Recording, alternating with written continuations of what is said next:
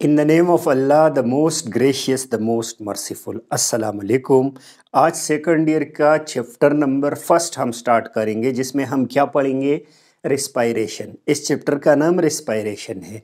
अब इस चैप्टर के अंदर बहुत सारा जिक्र गैसियस एक्सचेंज का भी है और ब्रीथिंग का भी है, जबकि रिस्पायरेशन इज समथिंग एल्स।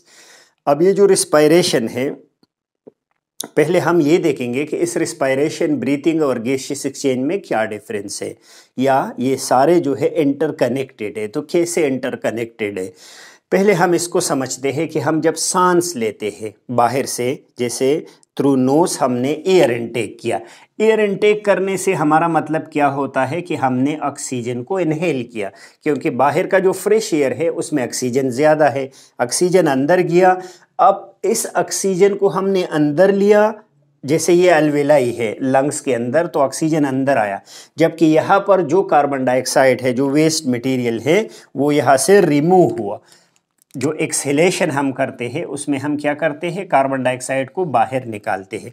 तो देखो, एक ये स्टेप हुआ, और ये रिस्पायरेशन के लिए ये स्टेप ज़रूरी है कि हमने हवा को अंदर लिया, इनहेल किया और एक्सहेल किया। इसी प्रोसेस को कहते हैं ब्रीथिंग। ये जो सेकंड नंबर पे ब्रीथिंग है, इसका क्या मतलब है? It is the process of inhaling air into the lungs and exhaling out. इसीलिए इसके दो फेजेस है, एक को इनहेलेशन कहते हैं, दूसरे को exhalation. Inhalation is also known as inspiration, while exhalation is known as expiration. नाम से जाहिर है कि इंस्पायरेशन हम हवा को अंदर कर रहे हैं, तो उस हवा में ज़्यादा क्या है? ऑक्सीजन है। जबकि एक्सहेलेशन क्या क्या मतलब है? हवा को बाहर निकालना। तो ये जो पहला स्टेप है, हवा का अंदर आना और बाहर जाना, ये ब्रीथिंग है। अब देखो, ये ब्रीथिंग तो हो गया। सेकंड नंबर पे क्या होगा? ये जो ऑक्सीजन यहाँ आया और ये जो कार्बन डाइऑक्साइड यहाँ आया, ये कहाँ पे जाएगा? ऑक्सीजन ब्लड में जाएगा। ये ऑक्सीजन यहाँ से इसके इर्द गिर्द कैपिलरी से तो ब्लड में आएगा, और ये कार्बन डाइऑक्साइड कहाँ से आया? ये ब्लड से लंग्स के अंदर आया। एक सरफेस, रिस्पायरेटरी सरफेस के थ्रू इसका एक्सचेंज हुआ, प्रैक्टिकली एक्सचेंज इसका हुआ। इसी को कहते हैं गैसियस एक्सचेंज। गैसियस एक्सचेंज का क्या माने है? It refers to the actual transfer of gases between the lungs and blood stream. Lungs के अंदर जो गैस बाहर से आया वो ब्लड के अंदर आया, और ब्लड से जो गैस ज़्यादा सेल में बना था, अभी आप देखोगे तो वो कहाँ पे आया? लंग्स में। तो ये जो प्रैक्टिकल एक्सचेंज है, ये क्या हुआ? ये गैसियस एक्सचेंज है। अब इसको आगे देखो, होता क्या है कि ये जो ऑक्सीजन यहाँ पे आया, लेट से यहाँ से डीऑक्सीजनेटेड ब्लड आ रहा था, तो इस डीऑक्सीजनेटेड ब्लड में अभी लंग्स के अंदर ऑक्सीजन शामिल हुआ। अब ये ऑक्सीजन कहाँ पे जाएगा? ये ऑक्सीजन सीधा सीधा आपके सेल में जाएगा। लेट से यहाँ आपके बॉडी के टिश्यू है, मैं एक टिश्यू को मिसाल के लिए ऐसे बना लेता हूँ कि ये एक सेल है। अब इस सेल के अंदर क्या होगा? हमें पता है, मैंने आपको पढ़ाया भी कि रिस्पायरेशन असल में सेल के अंदर होता है, तो रिस्पायरेशन यहाँ पे होगा। जो ग्लूकोज आपने खाया है डाइजेस्टिव सिस्टम के थ्रू यहाँ तक पहुँचा, सेल तक। अब यहाँ पे ग्लूकोज पड़ा है, तो इस ग्लूकोज को क्या चाहिए? ये ऑक्सीजन चाहिए, और ये ऑक्सीजन यहाँ से आएगा। ये जो आपने एयर इनहेल किया, ये ऑक्सीजन यहाँ से आया यहाँ, और इसके नतीजे में, ऑक्सीजन के नतीजे में यहाँ एटीपी बन गया। एटीपी हमें चाहिए था, और एटीपी के साथ साथ क्या रिलीज हुआ? Carbon dioxide. कार्बन डाइऑक्साइड वो गैस है जो वेस्ट प्रोडक्ट है, यहाँ पे हमें नहीं चाहिए। तो ये कार्बन डाइऑक्साइड अभी यहाँ प्रोड्यूस हो रहा है, इसका अमाउंट बढ़ेगा, तो डिफ्यूजन के थ्रू ये कार्बन डाइऑक्साइड किधर जाएगा? ये इस ब्लड स्ट्रीम में आएगा ये कार्बन डाइऑक्साइड, और ये ब्लड वापस किधर जाएगा? उधर लंग्स में सफाई के लिए, थ्रू हार्ट से होके। प्रॉपर आपको सर्कुलेटरी सिस्टम का पता है कि हार्ट से होके ये किधर पहुंचेगा? ये लंग्स के अंदर पहुंचेगा। तो जैसे ही ये कार्बन डाइऑक्साइड वाला ब्लड यहाँ तक आया, तो कार्बन डाइऑक्साइड यहाँ से किस में शामिल हुआ? लंग में, और लंग से ऑक्सीजन इस ब्लड में शामिल हुआ। तो ये साफ खून दोबारा आया, ऑक्सीजन यहाँ शामिल हुआ, कार्बन डाइऑक्साइड रिलीज हुआ, कार्बन डाइऑक्साइड उधर गया। ये दो तो मैंने बता दिए।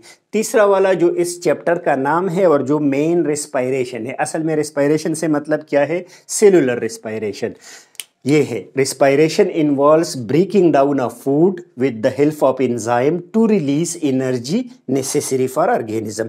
अब जो मैं बातें करता हूँ, जो ऑर्गेनिज्म वॉकिंग करता है, जो रनिंग करता है, उसको एनर्जी चाहिए। वो एनर्जी हम फूड से लेंगे। फूड कहाँ पे आएगा? इस सेल के अंदर आएगा। सेल के अंदर आया तो उसके साथ ऑक्सीजन मिला। ऑक्सीजन कहाँ से आया? ब्रीथिंग से। अगर ब्रीथिंग नहीं होता, अगर गैसियस एक्सचेंज नहीं होता तो ये ऑक्सीजन नहीं पहुँच पाता।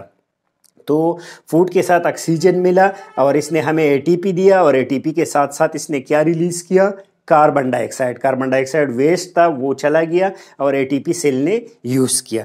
तो आज इस चैप्टर के आगाज़ में हमने ये डिफरेंस किया कि जो रिस्पायरेशन लिखा है इसका असल मतलब क्या है? सेलुलर रिस्पायरेशन, कि सेल के अंदर इससे एनर्जी रिलीज हो रहा है।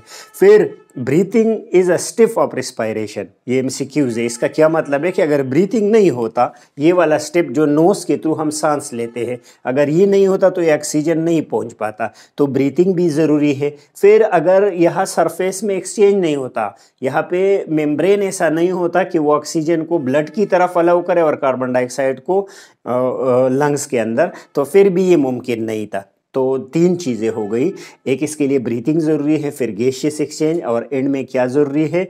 ये सेल के अंदर इसका पहुंचना। और सेल के अंदर फिर ऑक्सीजन की मदद से ग्लूकोज से एटीपी निकालना। तो मेन प्रोसेस तो ये है। तो इसी का नाम क्या है? Cellular respiration. तो cellular respiration is the breakdown of energy, breakdown of food into energy with the release of carbon dioxide भी इसमें रिलीज हुआ और ऑक्सीजन यूटिलाइज हुआ। लेकिन ऑक्सीजन का मैंने डेफिनेशन में इसलिए नहीं लिखा क्योंकि रिस्पायरेशन जो है उसके दो टाइप्स है, एक एरोबिक है, दूसरा इनएरोबिक। एरोबिक वो वाला रिस्पायरेशन है जो ऑक्सीजन की मौजूदगी में होता है, जैसे हाइयर प्लांट में होता है, एनिमल में होता है हाइयर में। जबकि जैसे बैक्टीरिया है उसमें ऑक्सीजन के मौजूदगी के बगैर भी रिस्पायरेशन हो सकता है, जिसका नाम क्या है? इनएरोबिक। ये एनाएरोबिक रिस्पायरेशन हमारे मसल में भी कभी कभी होता है। जब हम एक्सट्रीमली सीवियरली एक्सरसाइज करते हैं तो हमें एनर्जी चाहिए और वो ऑक्सीजन ज़्यादा चाहिए, तो वो डिमांड जो है वो आपके फेफड़े पूरे नहीं कर सकते, तो आपके मसल में क्या स्टार्ट होता है? In the absence of oxygen anaerobic respiration start होता है। होप मैंने ये तीन टर्म आपको समझा दिए होंगे। नेक्स्ट लेक्चर तक इजाज़त दीजिए। अल्लाह हाफिज़।